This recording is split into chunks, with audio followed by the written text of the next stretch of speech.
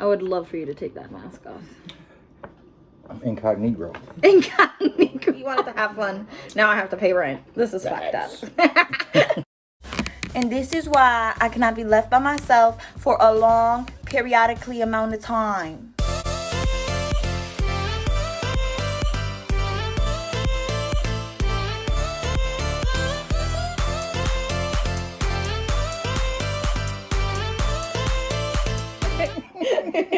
Hey YouTube, this is my dad. I know I look like a big brother, but Period. So he has like overcome something that he's been battling for like most of his adult life. So today I wanted to really talk open about it and kind of like maybe just spread awareness or how you got through it. So okay. okay. So where do you want to start? I'm sorry guys. Okay, so we're gonna eat and talk, I guess. And it's the kind of day it is. It's Christmas. Merry Christmas! Holy shit! Feliz Navidad. Feliz Navidad, fam. So I never actually knew that my dad ever used drugs. Not until... She did wonder why I had all those snacks in the drawer by the side of the bed. Well, because I was a clean freak. So I was always in your room. Mm-hmm. So, but I thought, you know, you've always gravitated towards candy and stuff. You've always had a sweet tooth as far as I knew. So that never was really out of the normal. I just figured you didn't like sharing. I don't, but...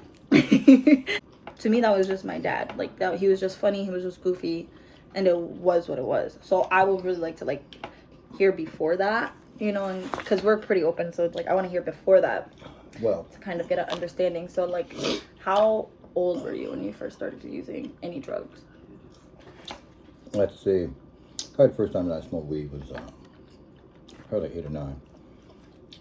Dad. Yeah. I remember Dre gathered up all the roaches, all his mom's roaches, right? And we unrolled them.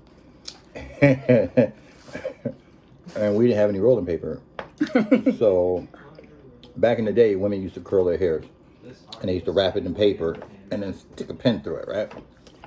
So we took some rolling paper for hair curlers.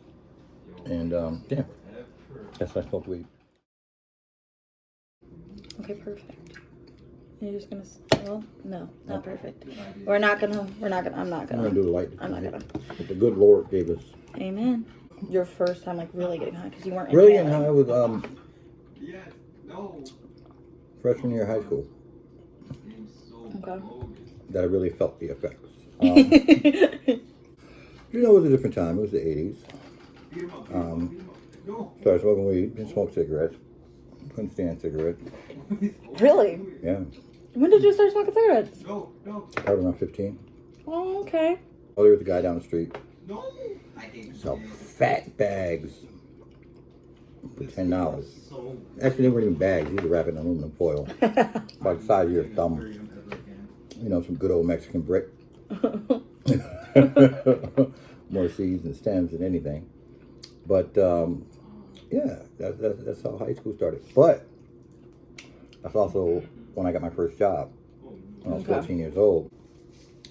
I used to hang out with the older kids. And I thought it was weird. They'd come pick me up. They won't come pick me up during the rest of the week, you know. And I had to walk like maybe 2 miles home from work. But every Friday, they were there to pick me up. And Was that your payday? Yep, that was payday. They was like, we gotta make sure Kirk get home. Let's go pick this little nigga up. I get a little bit of weed and I buy them some coke. And at first, it was just sniffing and stuff. I didn't really like sniffing coke, but I did anyway. Was it just like a peer pressure type thing? Like everybody around you was doing it? Yeah. Kind of like a fad. It was it was the 80s. But It was the 80s. But luckily, I think in my case, I think I'm lucky that I tried it so early that I couldn't get addicted because I didn't have enough money to get addicted. But when I got a little bit older and I started hanging out on the block and stuff, and I started selling, you know, that's where Coke. That's cool. You know. So this is like junior, senior year? Or are you still Yeah, early maybe high about school? maybe about junior year. Okay. Yeah. Because then I started selling crack for these Jamaicans from Brooklyn. Didn't work out so well. What happened there? Well, you know, they gave us a bunch of crack. You know, they were trying to infiltrate the market. And, yeah, I got bullied out of it by my older brothers. And, you know, what they didn't steal from me or just bully from me, you know. Because mind you, he's the youngest out of 5 kids. I did. You know what you gonna do? My brother's big. Yeah. You know, they called him. His nickname since birth was Meat. Uncle Eric. Yes. And then the Jamaicans came looking for me to give them their money. Now this is my Now you don't have first. the money. Yeah, this is my first foray into trying to be a thug. Didn't work out so well. Had to go to my dad. Was he upset? You know, Or was he very, like, understanding? usually he could have beat me up and I would have felt better about myself, you know, but he just looked at me and said, I'm very disappointed. I would think that's probably one of the most powerful things he has taught me is how much more hurtful it is to disappoint your parents than it is to, like, get an ass whooping. He's So never did yelled I. at me. So Oh. I've never Yes, I don't believe her. I beat her, I yelled at her, I come up the top the turnbuckle. first time he's ever yelled at me in my whole entire life, I was 18 years old.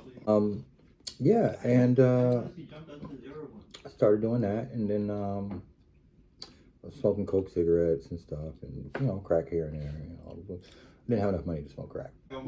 I was a terrible drug dealer. Either I do them or I give them away, or you know, just hang out, have a good time. I just didn't have enough. I guess ADHD. I just couldn't be on the block for the hour or two that it took to sell $5,000 worth of crack. No, you can't be a drug dealer, so you have to do something else. So You gotta be something else. I hate him. you know, I got into a lot of trouble. You know, caught many gun cases. And the state of Connecticut finally said to me, hey, listen, we can send you to prison or you can get your black ass out the state. And I chose to leave the state. What year was this that you This got? was in 1992 that when they kicked me out of the state.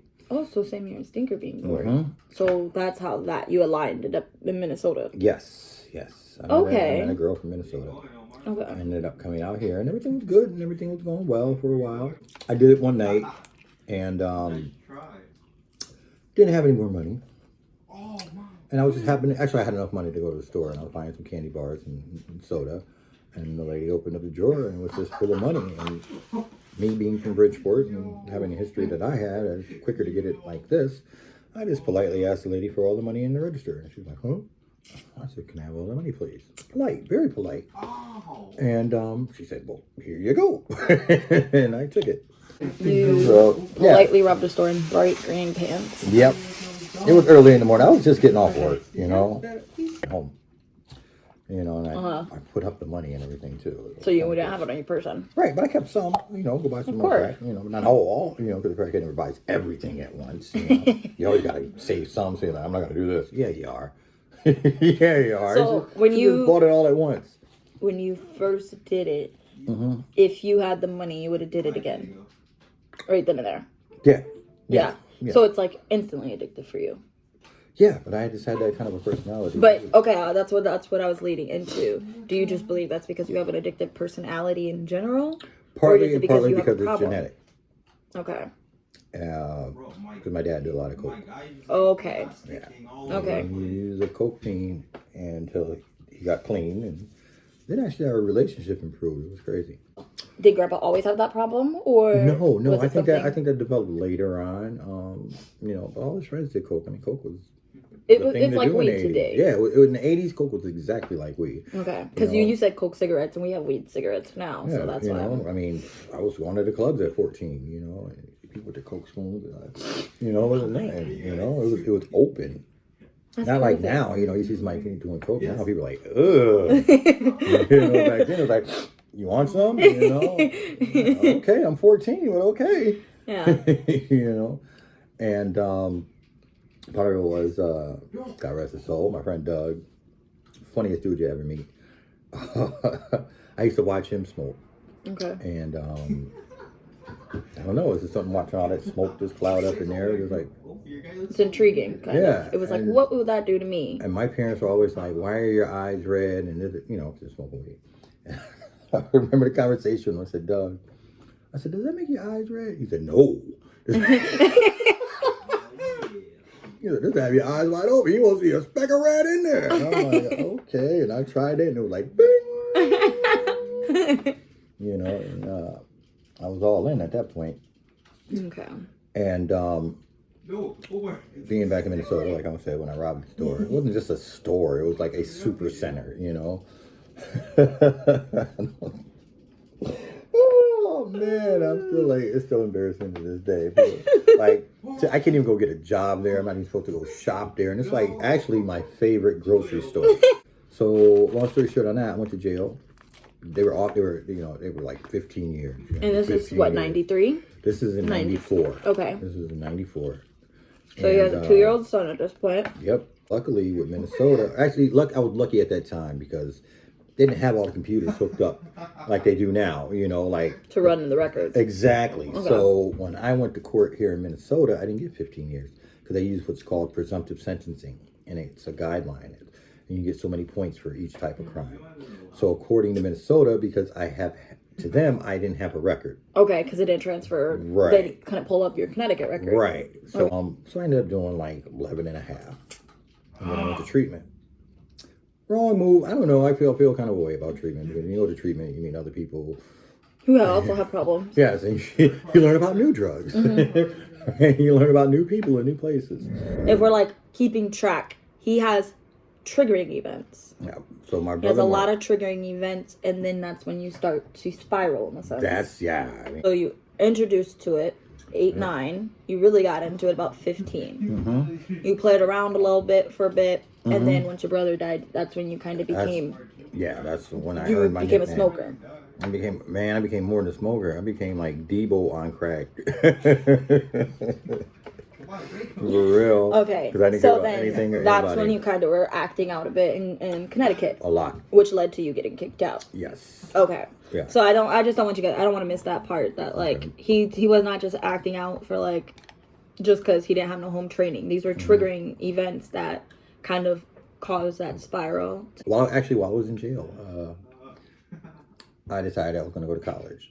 Okay. So I started writing to colleges and stuff like that, and was like, "Hey, look, This is currently what it is. incarcerated, blah blah blah blah blah blah. You know, waive these fees, let me apply." And they did, and I got my financial aid and everything like that. And I was gone, and everything was cool. That's actually when I met your mom. I was gonna say that's when you met mommy. That's when I met your mom. 95. Yep, I had just gotten out of jail. I was swole, wearing extra medium shirts and everything. And your mom used to come rollerblading by, like, hey. Being like, fast. I used to be like, hey, you know what I'm saying? I was, standing out the basketball court. I couldn't play ball, but, I swolled up, So I just stand out there and see your mom rollerblading. So we ended up getting together. So now I'm going to school and everything. I got all this school money coming in. Okay. And then my dad passes away. Okay. So, unbeknownst to me, he had a life insurance policy. So, Hello. so I'm with your mom, and got all this money. So I bought this house, this trailer in St. Joseph Township. Me and your mom. But I had all this money, and now I know all these people. Eventually, the money ended up running out, and Wonder how fast. a month. Okay. You weren't there until me and your mom broke up. And then you came, and then me and your mom broke up again, and then there came Trace. That was a kind of, Break up to make up. Yeah. And Toxic. being with the bipolar woman is actually very interesting and very fun. It's a roller coaster. You never know what's going to happen next. But being young and stupid, I was just like, wow, this is Fun. It's fun, She's unpredictable. She's spontaneous. Right, You know what I right, mean? It definitely. sounded different. Yeah. So, me and your mom, we had an up and down relationship. Okay. But I'm doing good. I'm clean and everything like that. Until she left me for the last time. After Trace, Yep. was there any periods that you feel like you went hardcore into drugs, or you No. were kind of pretty on a straight and I narrow? was pretty straight and narrow because Okay. I was home. Plus we had went home. Okay. So now I got, my sisters, my brothers there. And Everyone's keeping you in line. Yeah, you got to act a certain way. It wasn't like when I was out in Minnesota and I would be like, 'Cause we "Through the bougie." windows." I had no supervision out here. I had no one Guidance to redirect you. Okay. Right. So I could do whatever I wanted to do. Okay. Here's my thing. I have a theory. Mm-hmm. Since you have an addictive personality, once you're addicted on love, you let go of drugs. But once that starts going haywire is when you fall back on What I know. Okay. But do you feel like that's the same way? Like you kind of cut cold turkey when you find something to fill it? Yeah, Because definitely. it's just the dopamine that you're chasing Definitely. at that point. I think so. Maybe yeah, just It's literally chasing just something to fill me dopamine. up. Yeah. You know. Okay. But then I met some bougie stuck-up chick from Brooklyn. Leave her alone. And, With my lovely stepmother. and I knew from the moment I met her that she was gonna be my wife. You were just thirsty. I was not thirsty. And we got married. And This is 2003. Married in 4. Married in 5. No, married in 4. My bad. 2004. 2004. Yep. Okay. I had already had Malcolm a couple of months before. Yep. And then I had Hector. And That's a whole nother story time, guys. everything was going well and everything like that. Yep. And, You were working. Yep, I was working. And so actually until Hector was born. Yep. And Jen gave me the option. She said, you can stay home with him or you can go back to work. She said, you didn't get to stay home with any of your other kids. She did do some nice shit. I mean, I will admit that. She did do a couple of nice things, right? So she gave me the option. And I got to stay home with Hector every day. I watched him learn how to walk and talk and all that. And his ungrateful ass, all he wants is his mom. You know. So 97 to 2009, you feel like you went kind of okay? You only did you have any slip ups between that time, or were they No, work? everything was great until Dink passed. Dink.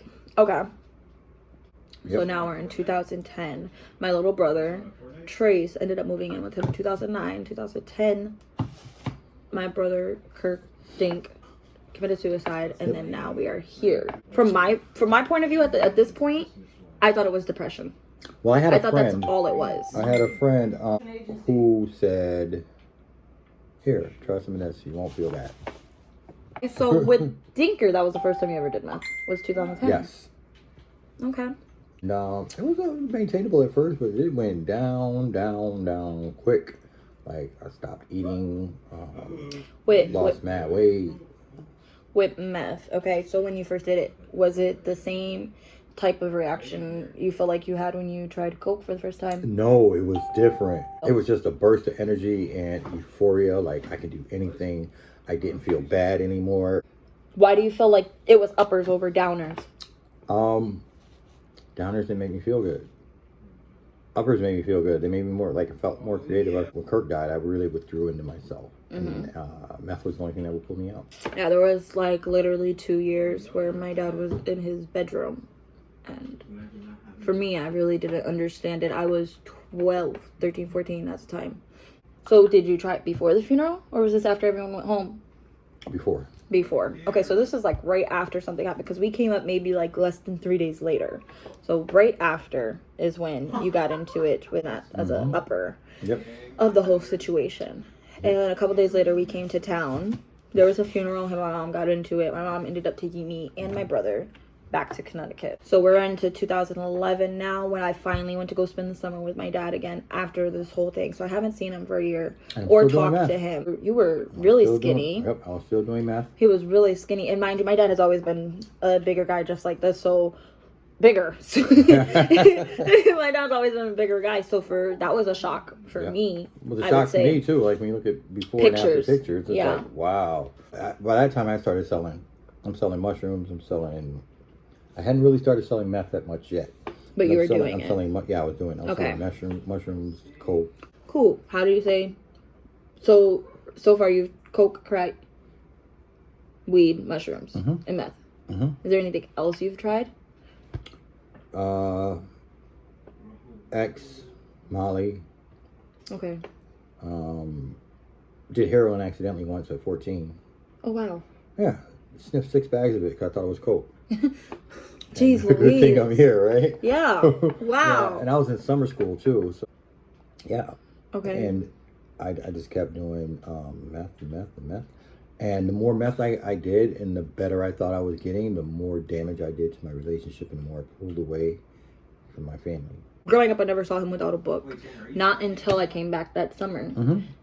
Then a lot of people online. Yeah, and I think his technology obsession, like learning the whole world of like, hey, there's a bunch of people like me Yep. that does the same stuff right at my fingertips is Yep. what kind of So you get a lot of validation. yeah, that it's okay. Yeah, you get a So lot you of feel validation. okay. Oh, there's people are trying to help me. People are trying to reach out to me, but I didn't want to deal with it. I didn't want to believe that my son was gone, and doing this actually helped me believe that he wasn't, and it helped me get through it because I numbed everything out for that, you know, and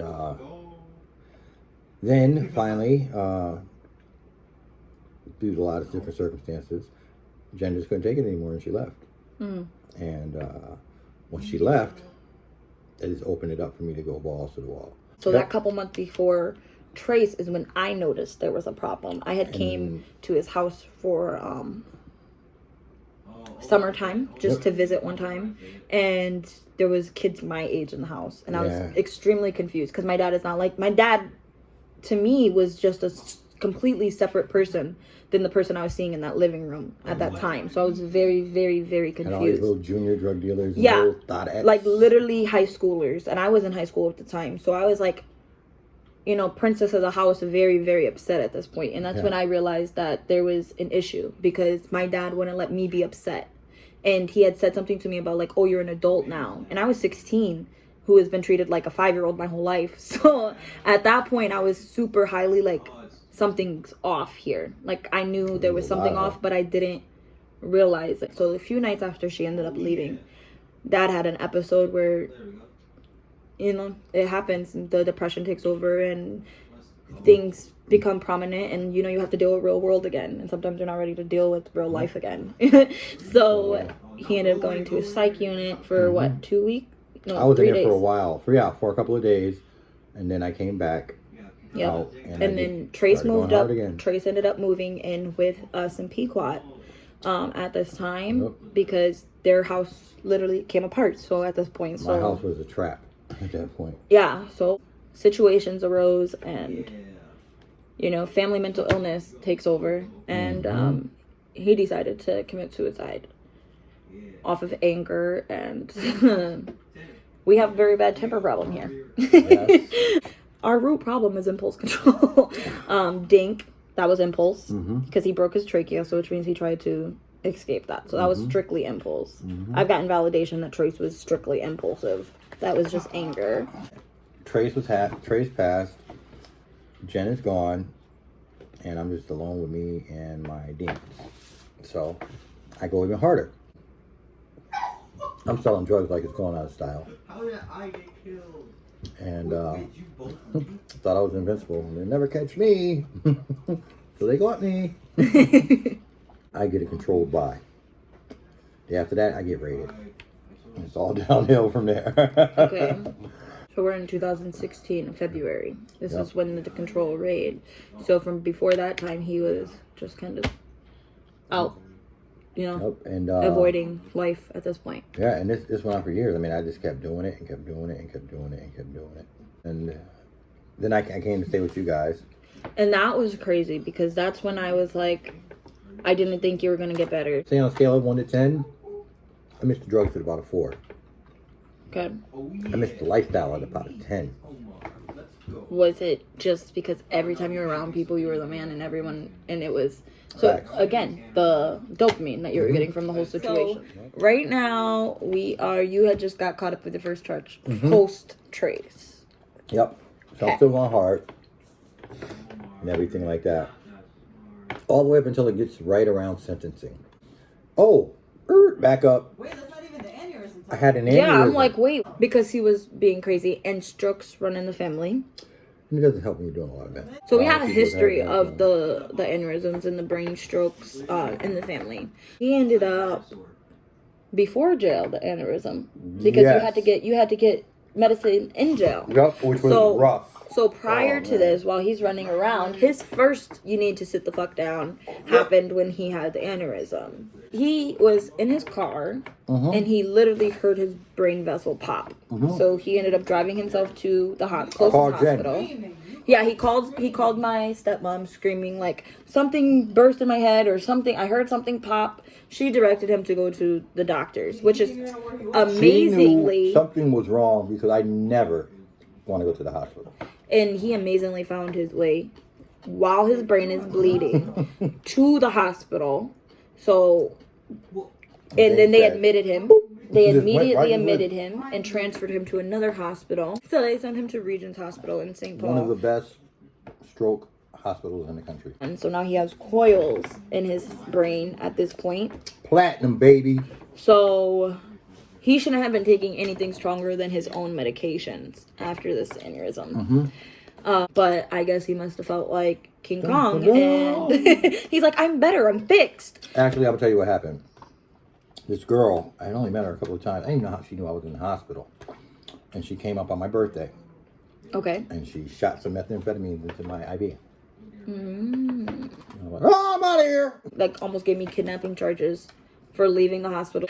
Then willing he to smoke. actually escaped the hospital. I They had just got out of the ICU. They literally just put metal wires in his head, in his brain. So they wanted to observe him and see how that is and what medications would be right for him, which I is was kind of in why he had, ICU for 2 days. which is kind of why he had such a hard time getting medications in jail, because we didn't really know what to give him because he didn't finish observations. It affected my executive function, so I have a hard time putting things in order, following directions, remembering things.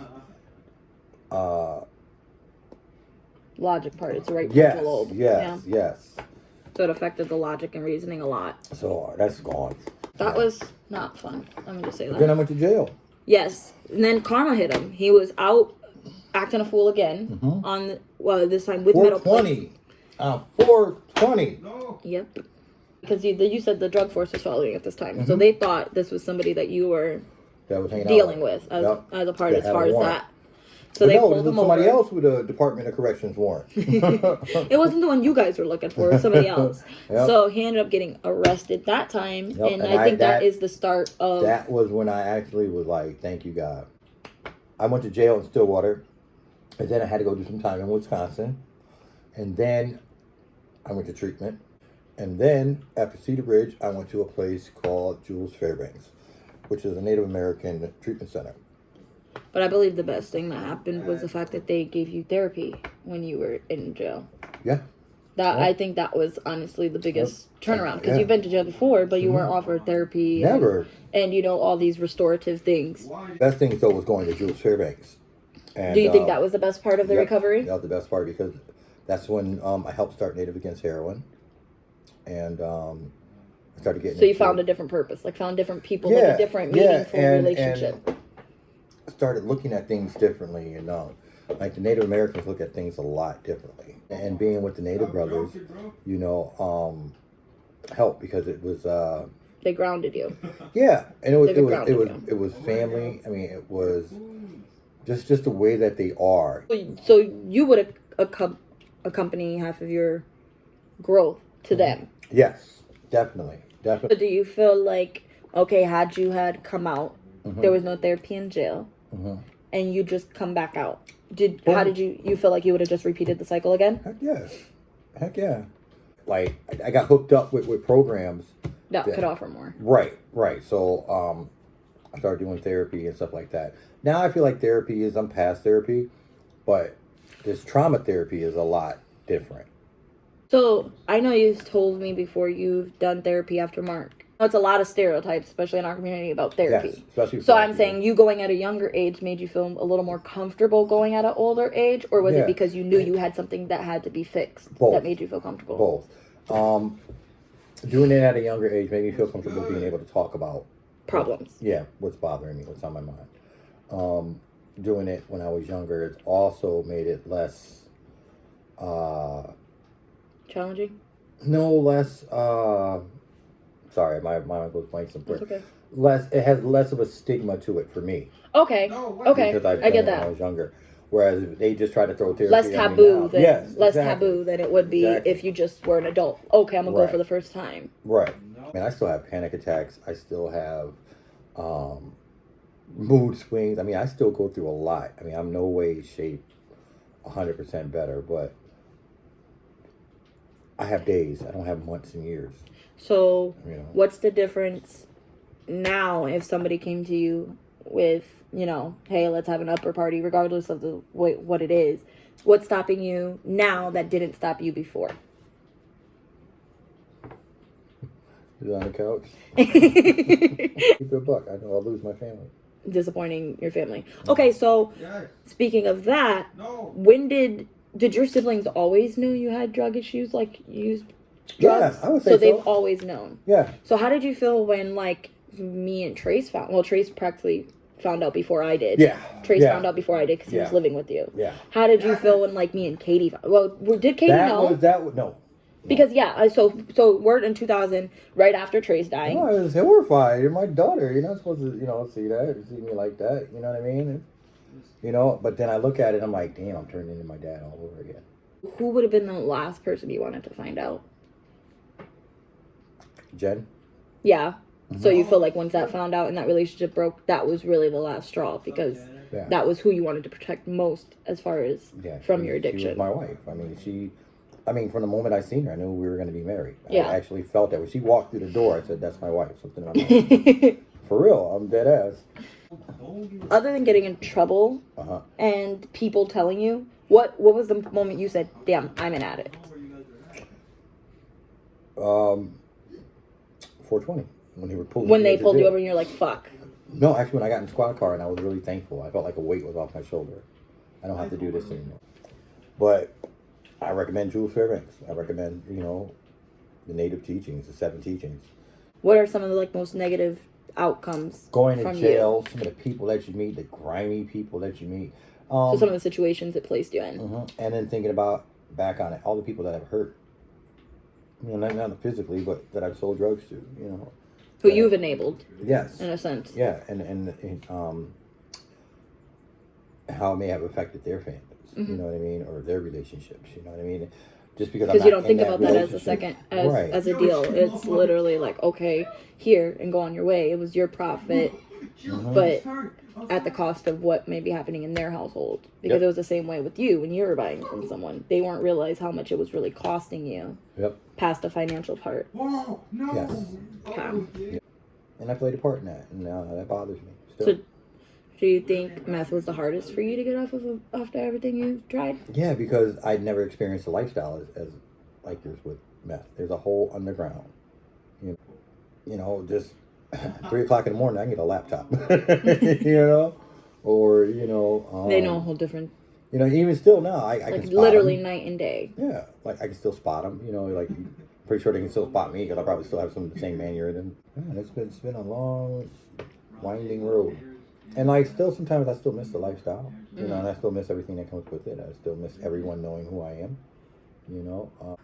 Is it like the high of being that person? Yep.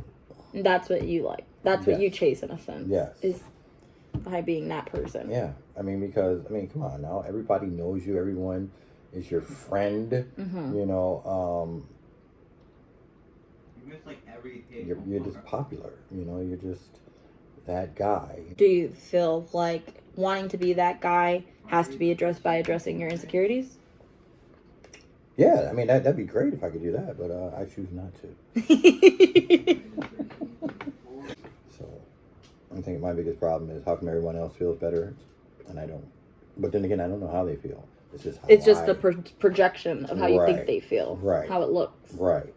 It looks like, oh, you got clean and you're living a 20 times happier life. And Mm-hmm. I'm still dealing with my demons. Right. And I'm clean. So it's Right. like, now I have to face this and do it fucking sober. Yeah, right. Basically. Then I got health problems and stuff like that too, which is, it sucks. You know what I mean? And I don't want to be this way. I want to be like the way I was. But I'll never be the way I was again. I'll just be something different. Do you think therapy helps you become manipulative? Especially when you do it young? Yeah, I would say so, because you know what people want to hear. I never, literally not until that day I showed up, But did I that's think because anything was wrong. Up until then, up until 2010, I was not a full-time drug addict. How do you feel about that word addict? Like, does it, obviously you're a recovering addict. Yeah. So you always want to make sure that's prominent. Mm-hmm. But how do you feel like that some people will always label you that? I don't mind. I 'Cause don't that's mind. them. Yeah, that's them. And, man, we outnumber you. Nah, but for real, everybody deals with something. A lot of people got food addictions. People got shopping addictions, Yours is just different. Yeah. So you don't feel like it's any worse. It's just what Right. you were. And I'm not in addicted active to. addiction too, so it's different. Being as though that was your lifeline in the whole lifestyle, and it's still your lifeline. Do you feel like your phone leads you to temptation? Sometimes, yeah. Sometimes, yeah. You know, but You For the figured most out part, no. processes to right, to because overcome that. man, I'm 49 years old. I can't be doing that. You know, my next trip may kill me. I don't want to miss out on any more time with you guys. You know, because that whole time was like just a blur. You know, now I can savor a moment. I don't miss that time. You And feel I- like you found better coping methods for when you have moments like that, or you're still Yeah. learning? I'm still learning, and I reach out to people. I mean, it's not fair for me to reach out to the people who I reach out to, but hey, Sometimes it's needed, just Yeah. that contact. Yes. I loved when he used to tell me stories from when he was younger. I got So a it ton of stories. so it helped me like learn in life that he's Kirk Lloyd before he's my dad. I think he that became was the most powerful thing I ever heard was when you told me that. yeah. That I have to see you. I mean, you were Kirk before you were Dad, Mm-hmm. and that was like one of the most powerful things I ever heard. 'Cause I never thought about it like that. Yeah, I mean, but you telling me those stories is what made me understand that. That, like, okay, damn, he's lived many lives before I've even become me. If I wrote Before a I book, even came here, he's lived many lives. And then there's the whole 5 years you don't remember until you start remembering stuff. You know what I mean? I wish So, sometimes that I had just sat down and just wrote a book about my life because I've lived a very interesting life and I've seen and met a bunch of interesting people. My therapist told me not to talk to her, but I don't talk to that therapist no more. There's Alicia Keys. These, he told me to Swizz dump my Beatz. ex-wife. How dare he? How dare she? Damn out. Only thing getting cut, my nigga, is you. Right? You want to make another appointment? No, I won't be seeing him no more. Let's find somebody else. He had his midlife Be out, look crisis out. early. That is my logo. Sorry, I'm sorry. A cock. Black cock. Black cock. Yo. Oh my god, there. I definitely always appreciate talking to my dad. Yeah, and I also appreciate talking to you because you're smart, you're intelligent, and you make me think. Do I? Yeah, you do. You always make me think when I talk to You you. do. I mean, I'm like, wow. It's my smartest child. Wrap it up. No, I very much appreciate you sitting down here and talk about that because there's a lot of things that I didn't know. Yeah. Like in my head, it was just like I knew you were on and off with it, He's 10 HP. and I also knew you quit cold turkey at times. It's just cool to know like the actual timeline and like what events actually triggered it. I'm gonna go join. Yeah, I you know, putting it together like that, I was just like, wow, there have been triggering events. That's towards each. Spiral. Yeah. So it's always interesting to reflect and figure out what those triggers are and address One those. of the big ones. That's pretty much literally all my questions. All right. Yeah. Thank you. That's my dad, guys. One day we'll have to do another story time with him because he's the best storyteller in the world. I got a ton of them. But I want to thank you guys for joining us. Yeah. I think next time you see us, I don't think we'll be face to face. That will be probably video chat. Yep. And ladies, if you have any questions that you need Don't followed contact up on, him. Don't contact him unless you're over 36. So I'm gonna beat your ass. that's what Period. she wants me.